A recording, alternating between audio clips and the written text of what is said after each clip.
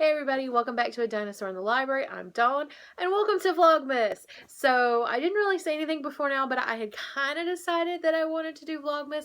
I'm not guaranteeing that I will get one up every single day, but I am going to shoot for having one up at least every other day, which I know is not exactly how Vlogmas works, but this is the first year that I've been on BookTube to do it, so I'm gonna go with it. We're gonna shoot for 24, but it may end up being every other day or every third day.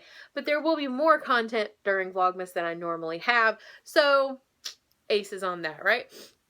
So the topic of today's video is my Nonfiction November wrap-up. So if you saw videos earlier in the month, I said that I was doing the Nonfiction November challenge, which was sponsored by two very awesome booktubers who I will link below.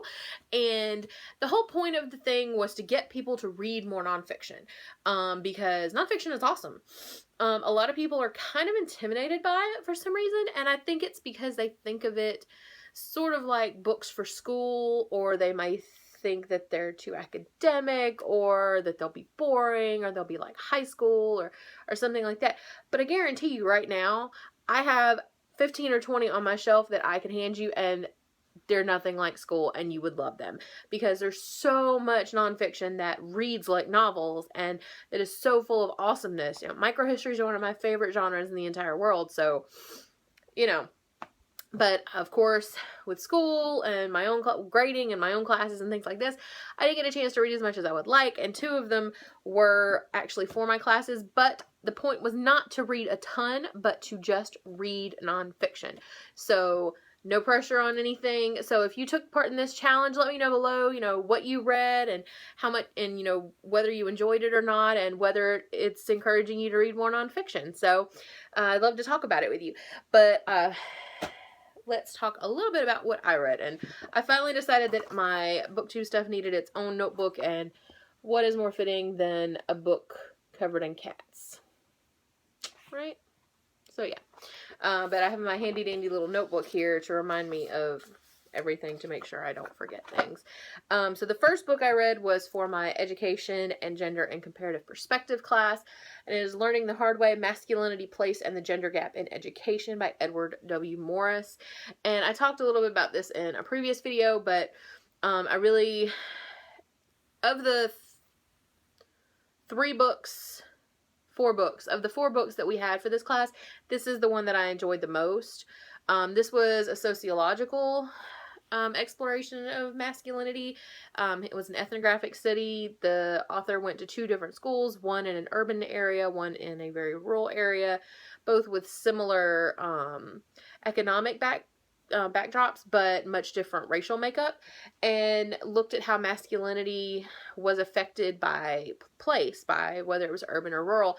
And being from a low-income rural background, I very much appreciated the attention to detail and the attention to the rural perspective, because that gets left out of a lot of academic conversations. It gets left out of a lot of women's studies conversations. So I very much enjoyed this. I certainly enjoyed it more than the first book we read, which I did not read this month, but I will leave the link for that review down below because I hated it so much I had to do a review of it. It was so bad. But yeah, so this one was good. Then the second book I read is also for that class, and it's Lessons from Mount Kilimanjaro, Schooling, Community, and Gender in East Africa by Amy Stambach.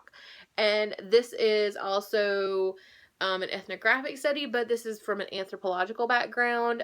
She lived in the village there at Mount Kilimanjaro and studied mainly this one school and how education affected how gender was represented and portrayed in the community.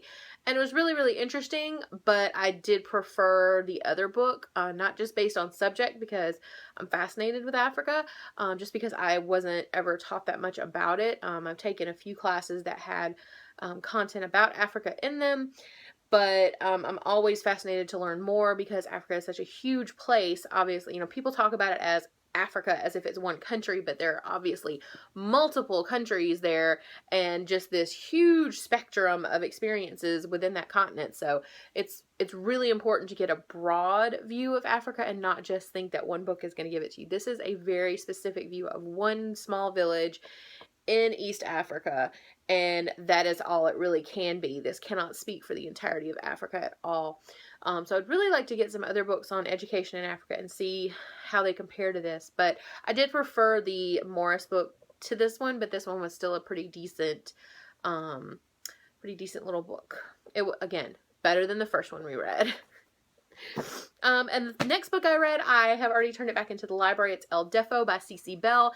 This is a graphic memoir about a young girl who loses her hearing as a result of an illness, and she has to start wearing hearing aids. And it's all about her coming to deal with the hearing aids and how she learns to function with them, and the bullying that happens and things like that. And I actually did a little bit longer review of it in my Anti-Bullying Week readathon wrap-up, which I will link below as well.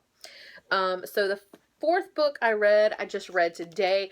I finished a paper and kind of a little crazy and read like 3 books today. Of course, 2 of them one was a graphic novel, one was a middle grade short-ish book, so like a novella even. And so, yeah. But I went a little crazy. Anyway, the next one I read was Sisters. And by today, I mean November 30th. So this was still in November. This is just not going up till December 1st. The next book I read was Sisters by Raina Telgemeier. This is another graphic memoir. And the second one in her graphic memoir, I don't know if it's going to be a series, but in the set after Smile. And this is all about her relationship with her sister. And I think they're about 6 or 7 years apart, maybe a little bit less than that. And this is framed by a week-long car trip they take to go camping. And they're stuck in the VW minivan, or the VW van, all the way to the camping area. And it's all about them, and there's a lot of flashbacks to when they were younger. I don't know if you've read anything by Raina Telgemeier, but I really do like her art. I love her art style. I think it's super cute. I don't know how well you can see that. But Smile is like this, and then she did Drama, which maybe one you've heard of. But she's also the artist behind the graphic Babysitters Club adaptations, which I really enjoy. So, yeah, definitely loved this one. And then the last book I read, I'm going to be doing a full review of, and that is Things No One Will Tell Fat Girls, A Handbook for Unapologetic Living by Jess Baker, also known as The Militant Baker. And if you've never heard of Jess Baker, you are missing out, my friend. She is one of the forerunners of the body positivity movement, and she is known as, like I said, The Militant Baker on Facebook, Instagram, Twitter, pretty much everywhere. I think she has a Tumblr still. She has a blog. But this is a book that has grown out of her blogs and her experience as a body positivity activist. And I definitely want to talk about this some more. So I will do an entire review video of this, and we'll try to remember to come back and link that in the box below once that actually gets put up. It may be a few days. But yeah, so this I absolutely loved, and I think everybody should read this. So that's all I had for this video. Those are the 5 books that I got read in Nonfiction November, and I really want to thank the organizers for this because I love nonfiction, and it just pains me so to hear people say that they're intimidated by it, or they really want to start reading it but they don't really know where to start. And the best place to start with nonfiction is any place you freaking want to. So think of a topic that you are really interested in, and I guarantee you can find a really fun nonfiction book to read. So like I said, if you read for Nonfiction November or you didn't, and you like to read nonfiction, or you would like to start reading nonfiction, let's talk about it in the comments. And other than that, I will see you either tomorrow or the next day. Bye, guys.